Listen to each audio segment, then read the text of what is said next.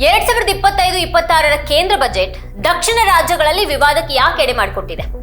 ತಮಿಳುನಾಡು, ಕರ್ನಾಟಕ ಮತ್ತು ಕೇರಳದಂತಹ ದಕ್ಷಿಣ ರಾಜ್ಯಗಳು ಬಜೆಟ್ನಿಂದ ಏನನ್ನ ನಿರೀಕ್ಷೆ ಮಾಡಿದ್ವು ಮತ್ತು ಆ ನಿರೀಕ್ಷೆಗಳು ಈಡೇರಿವೆಯಾ? ವಿಪತ್ತು ಪರಿಹಾರ ಮತ್ತು ಮೂಲ ಸೌಕರ್ಯ ಯೋಜನೆಗಳಂತ ದಕ್ಷಿಣದ ರಾಜ್ಯಗಳ ಪ್ರಮುಖ ಬೇಡಿಕೆಗಳನ್ನು ಪರಿಹರಿಸುವಲ್ಲಿ ಕೇಂದ್ರ ಬಜೆಟ್ ಹೇಗೆ ವಿಫಲ ಆಗಿದೆ? ದಕ್ಷಿಣ ರಾಜ್ಯಗಳು ನಿರಾಶೆಗೊಂಡಿರುವಾಗ ಬಿಹಾರಕ್ಕೆ ಯಾಕೆ ಪ್ರಮುಖ ಪಾಲು ಸಿಕ್ಕಿದೆ? ತಮಿಳುನಾಡು, ಕೇರಳ ಮತ್ತು ಕರ್ನಾಟಕದಂತಹ ರಾಜ್ಯಗಳ ಮೇಲೆ ಈ ಬಜೆಟ್ನ ರಾಜಕೀಯ ಪರಿಣಾಮಗಳೇನು? ಬಜೆಟ್ನಲ್ಲಿ ದಕ್ಷಿಣ ರಾಜ್ಯಗಳಿಗೆ ಬೆಂಬಲದ ಕೊರತೆಯು ರಾಷ್ಟ್ರೀಯ ಏಕತೆಯ ಮೇಲೆ ದೀರ್ಘಾವಧಿಯ ಪರಿಣಾಮಗಳನ್ನು ಬೀರಬಹುದಾ? 2025-26ರ ಕೇಂದ್ರ ಬಜೆಟ್ಗೆ ವಿರೋಧ ಪಕ್ಷಗಳು ಮತ್ತು ಪ್ರಾದೇಶಿಕ ಪಕ್ಷಗಳು ಹೇಗೆ ಪ್ರತಿಕ್ರಿಯಿಸಬೇಕು? ಈ ಎಲ್ಲಾ ಮಹತ್ವದ ಪ್ರಶ್ನೆಗಳನ್ನ ಇಟ್ಕೊಂಡು ದಿ ನ್ಯೂಸ್ ಮಿನಿಟ್ನ ಹಿರಿಯ ಪತ್ರಕರ್ತೆ ಪೂಜಾ ಪ್ರಸನ್ನ ಅವರು ಮಾಡಿರುವಂತಹ ವಿಶ್ಲೇಷಣೆಯ ಮುಖ್ಯಾಂಶಗಳನ್ನ ಈ ವಿಡಿಯೋದಲ್ಲಿ ನಾವು ನಿಮ್ಮ ಮುಂದಿಡ್ತಾ ಇದ್ದೀವಿ. ಆದ್ರೆ ಅದಕ್ಕೂ ಮುನ್ನ ನೀವಿನ್ನೂ ನಮ್ಮ ಚಾನಲ್ ಅನ್ನ ಸಬ್ಸ್ಕ್ರೈಬ್ ಮಾಡಿಲ್ಲ ಅನ್ನೋದಾದ್ರೆ ಈಗಲೇ ಈ ವಿಡಿಯೋ ಕೆಳಗೆ ಕಾಣ್ತಾ ಇರುವಂತಹ ಸಬ್ಸ್ಕ್ರೈಬ್ ಬಟನ್ ಹಾಗೆ ಪಕ್ಕದಲ್ಲಿರುವಂತಹ ಬೆಲ್ ಐಕಾನ್ ಪ್ರೆಸ್ ಮಾಡಿ ನಮ್ಮನ್ನ ಪ್ರೋತ್ಸಾಹಿಸಿ. ಈ ವಿಡಿಯೋವನ್ನ ಮಿಸ್ ಮಾಡದೆ ಕೊನೆವರೆಗೂ ನೋಡಿ, ನಿಮ್ಮ ಅಭಿಪ್ರಾಯವನ್ನ ಕೆಳಗಡೆ ಕಮೆಂಟ್ ಮಾಡಿ, ಹಾಗೆ ಇದರ ಲಿಂಕ್ ಅನ್ನ ನೀವೆಲ್ಲ ಬಂಧು ಮಿತ್ರರಿಗೆ ವಾಟ್ಸ್ಆಪ್ ಮಾಡಿ. ಈಗ ವಿಷಯಕ್ಕೆ ಬರೋಣ. ಕೇಂದ್ರ ಬಜೆಟ್ ಮುಗಿದ ನಂತರ ಡಿಎಂಕೆ ಸಂಸದೆ ಕನಿಮೋಳಿ ಒಂದು ಕುತೂಹಲಕಾರಿ ಹೇಳಿಕೆಯನ್ನ ನೀಡಿದ್ರು. ಸಂಸತ್ತಿನ ನನ್ನ ಇಷ್ಟು ವರ್ಷಗಳಲ್ಲಿ ಬಿಹಾರದ ರಾಜ್ಯ ಬಜೆಟ್ ಅನ್ನ ಸಂಸತ್ನಲ್ಲಿ ಕೇಳೋದಕ್ಕೆ ಅವಕಾಶ ಸಿಕ್ಕಿದೆ ಅಂತ ಅವ್ರು ವ್ಯಂಗ್ಯಾಡಿದ್ದಾರೆ. ಕರ್ನಾಟಕ ಸಿಎಂ ಸಿದ್ದರಾಮಯ್ಯ ಅವರು ಕೇಂದ್ರ ಬಜೆಟ್ ಕರ್ನಾಟಕಕ್ಕೆ ಖಾಲಿ ಚೊಂಬನ್ನ ನೀಡಿದೆ ಅಂತ ಹೇಳಿದ್ದಾರೆ. ಕರ್ನಾಟಕ ಕೇವಲ ಕಡಲೆಕಾಯಿ ತಿನ್ನಬೇಕಾ ಅಂತ ಕಂದಾಯ ಸಚಿವ ಕೃಷ್ಣ ಬೈರೇಗೌಡ ಅವರು ಪ್ರಶ್ನೆ ಮಾಡಿದ್ದಾರೆ. ಬಿಜೆಪಿ ಆಡಳಿತ ಇರುವ ಹಾಗೆ ಚುನಾವಣೆ ನಡೆಯಲಿರುವಂತಹ ರಾಜ್ಯಗಳಿಗೆ ಮಾತ್ರನೇ ಯೋಜನೆಗಳು ಮತ್ತೆ ಹಣವನ್ನ ಘೋಷಣೆ ಮಾಡಿದ್ರೆ ಅದನ್ನ ಕೇಂದ್ರ ಬಜೆಟ್ ಅಂತ ಯಾಕೆ ಕರಿಬೇಕು ಅಂತ ತಮಿಳುನಾಡು ಸಿಎಂ ಸ್ಟಾಲಿನ್ ಪ್ರಶ್ನೆ ಮಾಡಿದ್ದಾರೆ. ಬಜೆಟ್ ನಿಂದ ಹೆಚ್ಚಿನದನ್ನ ಪಡೆಯೋದಕ್ಕೆ ಕೇರಳವನ್ನ ಹಿಂದುಳಿದ ರಾಜ್ಯ ಅಂತ ಘೋಷಿಸುವಂತೆ ಬಿಜೆಪಿಯ ಸಚಿವರೊಬ್ಬರು ಸಲಹೆಯನ್ನ ನೀಡಿದ್ರು. ಕೇಂದ್ರ ಬಜೆಟ್ ದಕ್ಷಿಣ ರಾಜ್ಯಗಳೆಡೆಗಿನ ಕೇಂದ್ರದ ತಾರತಮ್ಯ ಆರೋಪಕ್ಕೆ ಸಂಬಂಧಪಟ್ಟ ಹಾಗೆ ಚರ್ಚೆನ ಮತ್ತೆ ಹುಟ್ಟುಹಾಕಿದೆ. ಮೋದಿ ಸರ್ಕಾರ ನಿಧಿ ಹಂಚಿಕೆಯಲ್ಲಿ ತಾರತಮ್ಯ ಮಾಡಿರೋದ್ರ ಬಗ್ಗೆ ಅಸಹನೆ ವ್ಯಕ್ತವಾಗ್ತಾ ಇದೆ. ಮೋದಿ ಸರ್ಕಾರದ ಈ ಅವಧಿಯ ಮೊದಲ ಬಜೆಟ್ ಎಲ್ಲಿ ಕಡಿಮೆ ಆಯ್ತು? ದಕ್ಷಿಣ ರಾಜ್ಯಗಳು ಏನನ್ನ ನಿರೀಕ್ಷೆ ಮಾಡ್ತಾ ಇದ್ವು ಮತ್ತು ಅವು ಯಾಕೆ ತಾವು ಕಡೆಗಣನೆಗೆ ಒಳಗಾಗಿರೋದಾಗ ಭಾವಿಸ್ತಾ ಇವೆ? ಆದಾಯ ತೆರಿಗೆಯಲ್ಲಿ ಕಡಿತ ಮಾಡಿದ್ದಕ್ಕಾಗಿ ಕೇಂದ್ರ ಬಜೆಟ್ ಅನ್ನ ಪ್ರಶಂಸಿಸಲಾಯಿತು. ಇನ್ನು ತೆರಿಗೆ ರಹಿತ ಸ್ಲ್ಯಾಬ್ ಅನ್ನ 7 ಲಕ್ಷದಿಂದ 12 ಲಕ್ಷಕ್ಕೆ ಏರಿಸಲಾಗಿದೆ. ಆದ್ರೆ 2025-26ರ ಬಜೆಟ್ ಬಗ್ಗೆ ಎಲ್ಲರೂ ಖುಷಿಯಾಗಿಲ್ಲ. ಅದರಲ್ಲೂ ದಕ್ಷಿಣ ರಾಜ್ಯಗಳು ತೀರಾ ಅಸಮಾಧಾನ ವ್ಯಕ್ತಪಡಿಸಿವೆ. ಹಾಗಾದ್ರೆ ಅವು ಏನ್ ಹೇಳ್ತಾ ಇವೆ ಮತ್ತು ಯಾಕೆ ಆ ರೀತಿ ಹೇಳ್ತಾ ಇವೆ? ದಕ್ಷಿಣ ರಾಜ್ಯಗಳು ಬಜೆಟ್ನಿಂದ ಏನನ್ನ ನಿರೀಕ್ಷೆ ಮಾಡ್ತಾ ಇದ್ವು? ಫೆಂಗಲ್ ಚಂಡಮಾರುತ ಮತ್ತೆ ಅದರ ನಂತರದ ಪರಿಣಾಮಗಳ ನಂತರ ತಮಿಳುನಾಡು ಸುಮಾರು 6,675 ಕೋಟಿ ರೂಪಾಯಿ ವಿಪತ್ತು ಪರಿಹಾರ ನಿಧಿಯ ಒಂದು ನಿರೀಕ್ಷೆಯಲ್ಲಿತ್ತು. ಅಲ್ಲದೆ ಚೆನ್ನೈ ಮೆಟ್ರೋದ 2ನೇ ಹಂತಕ್ಕೆ 10,000 ಕೋಟಿ ರೂಪಾಯಿ ಪಡೆಯುವಂತಹ ಒಂದು ನಿರೀಕ್ಷೆಯಲ್ಲಿತ್ತು. ಅದರ ಜೊತೆಗೇನೆ ಕೊಯಮತ್ತೂರು ಮೆಟ್ರೋ, ತಾಂಬರಂ ಚಂಗಲ್ಪಟ್ಟು ರೈಲ್ವೆ ಯೋಜನೆ ಮತ್ತೆ ಹೊಸ ಹೆದ್ದಾರಿಗಳಿಗೆ ಹಣಕಾಸನ್ನು ಒದಗಿಸಬೇಕು ಅನ್ನುವಂಥ ಬೇಡಿಕೆಯನ್ನು ಕೂಡ ಅದು ಇಟ್ಟಿತ್ತು. ಸಮಗ್ರ ಶಿಕ್ಷಾ ಅಭಿಯಾನ ಯೋಜನೆಯಡಿ ಬಾಕಿ ಇರುವಂತಹ ಹಣವನ್ನ ಅದು ಪದೇ ಪದೇ ಕೇಳ್ತಾ ಇದೆ. ಕರ್ನಾಟಕ ತನ್ನದೇ ಆದಂತಹ ಬೇಡಿಕೆಗಳ ಪಟ್ಟಿಯನ್ನು ಕೂಡ ಹೊಂದಿತ್ತು. ಕಲ್ಯಾಣ ಕರ್ನಾಟಕದ ಹಿಂದುಳಿದ ಪ್ರದೇಶಗಳ ಅಭಿವೃದ್ಧಿಗಾಗಿ ಅನುದಾನ ಮತ್ತೆ ಬರಪೀಡಿತ ಪ್ರದೇಶಗಳಿಗೆ ನೀರು ಸರಬರಾಜು ಮಾಡುವಂತಹ ಭದ್ರಾ ಮೇಲ್ದಂಡೆ ಯೋಜನೆಯಡಿ ಬಾಕಿ ಇರುವಂತಹ 5,300 ಕೋಟಿ ರೂಪಾಯಿ ಬಿಡುಗಡೆಯನ್ನ ರಾಜ್ಯ ಬಯಸಿತ್ತು. ಕರ್ನಾಟಕ ಪ್ರಸ್ತುತ ಮರುಪಾವತಿ ವ್ಯವಸ್ಥೆ ಬದಲಿಗೆ ಕೇಂದ್ರ ಪ್ರಾಯೋಜಿತ ಯೋಜನೆಗಳಿಗೆ ಮುಂಗಡ ಬಿಡುಗಡೆ ಮಾದರಿಯನ್ನು ಒತ್ತಾಯ ಮಾಡಿದೆ. ಇದರ ಜೊತೆಗೆ ಹೊಸ ರೈಲ್ವೆ ಮಾರ್ಗಗಳು, ರಿಂಗ್ ರಸ್ತೆ ಯೋಜನೆಗಳು ಮತ್ತೆ ರಾಷ್ಟ್ರೀಯ ಹೆದ್ದಾರಿಗಳಿಗೆ ನವೀಕರಣಗಳಿಗೆ ಅನುಮೋದನೆಗಳನ್ನು ಕೋರಿದೆ.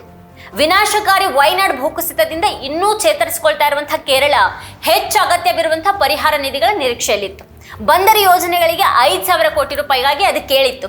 ಅಲ್ಲದೆ ಕೇಂದ್ರದ ಹಂಚಿಕೆಯಲ್ಲಿನ ಕಡಿತವನ್ನ ಸರಿದೂಗಿಸೋದಿಕ್ಕೆ 24,000 ಕೋಟಿ ರೂಪಾಯಿ ನೀಡುವಂತೆ ಒತ್ತಾಯ ಮಾಡಿತ್ತು. ಹೆಚ್ಚುತ್ತಾ ಇರುವಂತಹ ಮಾನವ ಪ್ರಾಣಿ ಸಂಘರ್ಷದ ಹಿನ್ನೆಲೆಯಲ್ಲಿ ಅಂತಹ ಘಟನೆಗಳನ್ನ ನಿಭಾಯಿಸೋದಿಕ್ಕೆ ಮತ್ತು ತಡೆಗಟ್ಟೋದಿಕ್ಕೂ ಕೂಡ ಅದು ಹಣವನ್ನ ಕೋರಿತ್ತು. ಕೇರಳ ಬಹಳ ಹಿಂದಿನಿಂದಲೂ ಏಮ್ಸ್ಗಾಗಿ ಕೇಳ್ತಾ ಇದೆ. 4 ಸಂಭಾವ್ಯ ಸ್ಥಳಗಳನ್ನ ಕೂಡ ಅದು ಗುರುತು ಮಾಡಿದೆ. ಕಿನಲೂರಿನಲ್ಲಿ ರಾಜ್ಯ ಈಗಾಗಲೇ 150 ಎಕರೆಗಳನ್ನ ಪಡೆದುಕೊಂಡಿದೆ. ಇನ್ನು 100 ಎಕರೆಗಳನ್ನ ಸ್ವಾಧೀನಪಡಿಸಿಕೊಳ್ಳುವಂತ ಕೆಲಸ ಮಾಡ್ತಾ ಇದೆ. ಆದ್ರೆ ಮತ್ತೊಮ್ಮೆ ಕೇಂದ್ರ ಸರ್ಕಾರ ಅದನ್ನು ಅನುಮೋದಿಸೋದಕ್ಕೆ ನಿರಾಕರಿಸಿದೆ. ಎಲ್ಲಾ ಅವಶ್ಯಕತೆಗಳನ್ನ ಪೂರೈಸಿದ್ರು ಮತ್ತೆ ಕೇಂದ್ರ ಆರೋಗ್ಯ ಸಚಿವರಿಗೆ ಹಲವು ಬಾರಿ ಮನವಿ ಮಾಡಿದ್ರು ಕೂಡ ಇನ್ನೂ ಯಾವುದೇ ಪ್ರಗತಿ ಇಲ್ಲ ಅಂತ ಆರೋಗ್ಯ ಸಚಿವೆ ವೀಣಾ ಜಾರ್ಜ್ ಹೇಳಿದ್ದಾರೆ.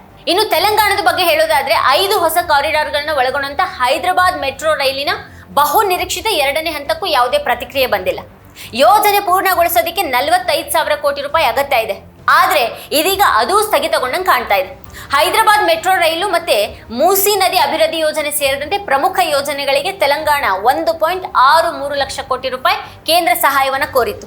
ಹಿಂದುಳಿದ ಪ್ರದೇಶಗಳ ಅಭಿವೃದ್ಧಿ ಅನುದಾನದ ಅಡಿಯಲ್ಲಿ ಬಾಕಿ ಇರುವಂತಹ ಹಣವನ್ನು ಬಿಡುಗಡೆ ಮಾಡುವಂತೆಯೂ ಕೂಡ ಅದು ಒತ್ತಾಯ ಮಾಡಿತ್ತು. ರಾಜ್ಯದ ಉತ್ತರ ಮತ್ತು ದಕ್ಷಿಣದಾದ್ಯಂತ ಪ್ರಮುಖ ಪ್ರದೇಶಗಳನ್ನು ಸಂಪರ್ಕಿಸುವಂತಹ 350 ಕಿಲೋಮೀಟರ್ ಪ್ರಾದೇಶಿಕ ವರ್ತುಲ ರಸ್ತೆ ಮತ್ತೆ ರೇಡಿಯಲ್ ರಸ್ತೆ ಯೋಜನೆಗಳಿಗೆ ತೆಲಂಗಾಣ ಸರ್ಕಾರ ಹಣವನ್ನ ನಿರೀಕ್ಷೆ ಮಾಡ್ತಾ ಇತ್ತು. ಮತ್ತೊಂದು ಕಡೆಗೆ ಆಂಧ್ರ ಪ್ರದೇಶ ಕೈಗಾರಿಕಾ ಪ್ರೋತ್ಸಾಹ ಮತ್ತೆ ಅಮರಾವತಿ ರಾಜಧಾನಿ ಮತ್ತೆ ಪೋಲವರಂ ನೀರಾವರಿ ಯೋಜನೆಗೆ ಹಣಕಾಸು ವಿಚಾರವಾಗಿ ಗಮನ ಹರಿಸಿತು.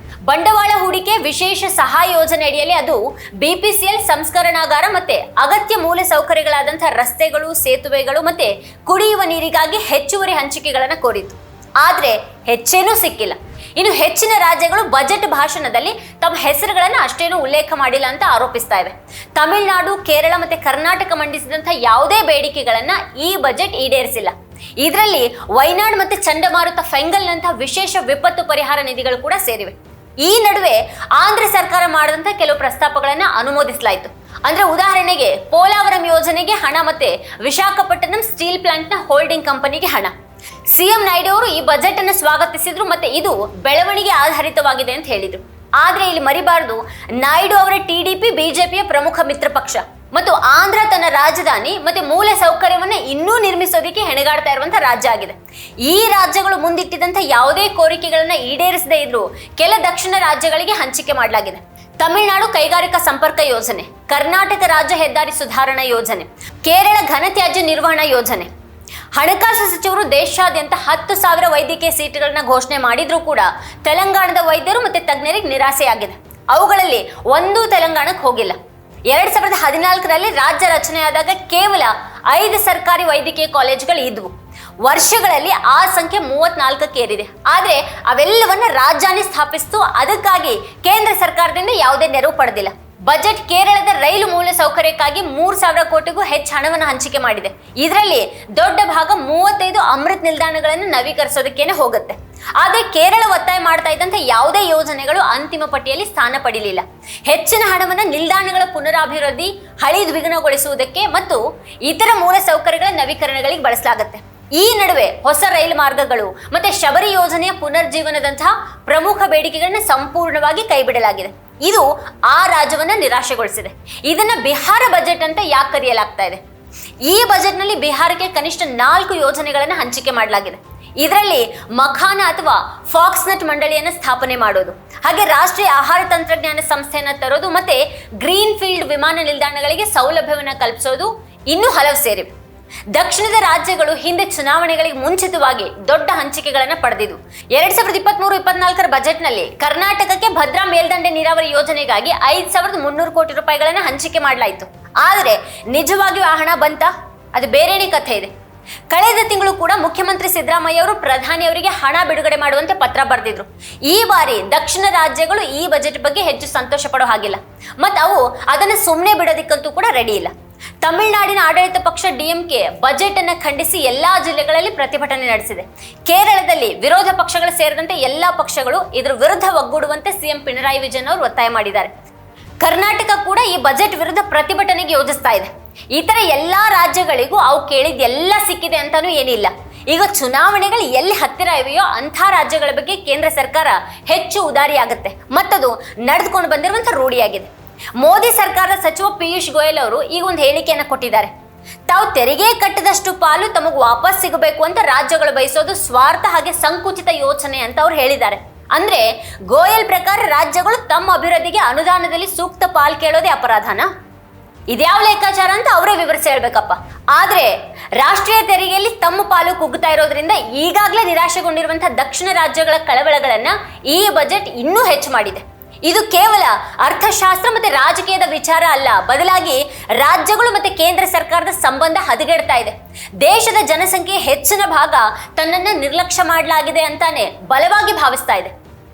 ಇದೇ ಈ ಹೊತ್ತಿನ ಸ್ಪೆಷಲ್. ನೋಡ್ತಾ ಇರಿ ವಾರ್ತಾ ಭಾರತಿ. ನೀವಿನ್ನೂ ವಾರ್ತಾ ಭಾರತಿ ಯೂಟ್ಯೂಬ್ ಚಾನಲನ್ನು ಸಬ್ಸ್ಕ್ರೈಬ್ ಮಾಡಿಲ್ಲ ಅಂತಂದ್ರೆ ಈ ಕೂಡಲೇ ಸಬ್ಸ್ಕ್ರೈಬ್ ಮಾಡಿ, ಹಾಗೆ ಪಕ್ಕದಲ್ಲಿರುವಂಥ ಬೆಲ್ ಐಕಾನ್ನ ಪ್ರೆಸ್ ಮಾಡಿ ನಮ್ಮನ್ನು ಬೆಂಬಲಿಸಿ.